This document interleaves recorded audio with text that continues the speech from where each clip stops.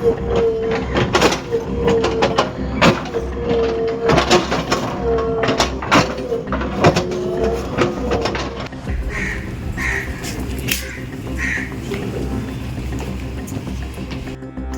ना? मोबाईलमध्ये आम्ही इतकं काढ. हो, हो.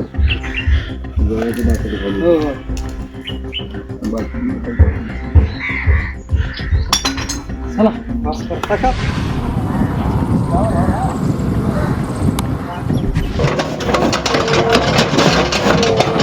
बेकायदा दारू विक्री आणि साठवणूक करणाऱ्यांविरुद्ध मंद्रुप पोलिसांनी कडक पावले उचलली आहेत.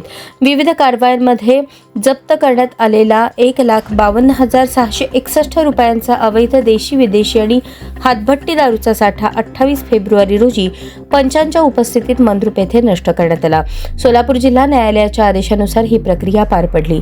सोलापूर ग्रामीणचे पोलीस अधीक्षक अतुल कुलकर्णी, अप्पर पोलीस अधीक्षक प्रीतम यावलकर यांच्या मार्गदर्शनाखाली पोलीस निरीक्षक शंकर पटवारी यांच्या सूचनेनुसार ही मोहीम राबवण्यात आली. विविध गुन्ह्यात जप्त केलेल्या 90 मिली 180 मिलीच्या दारूच्या बाटल्या, नामांकित ब्रँड्सची विदेशी दारू आणि हजारो लिटर हातभट्टी दारू असा साठा मंद्रुप पोलीस ठाणे परिसरातील एका खड्ड्यात ओतून पंचांसमक्ष तो फोडून नष्ट करण्यात आला. यावेळी पोलीस उपनिरीक्षक राजू डांगे, सहाय्यक फौजदार पाटील आणि महिला पोलीस कॉन्स्टेबल कांबळे यांनी ही कायदेशीर प्रक्रिया पूर्ण केली.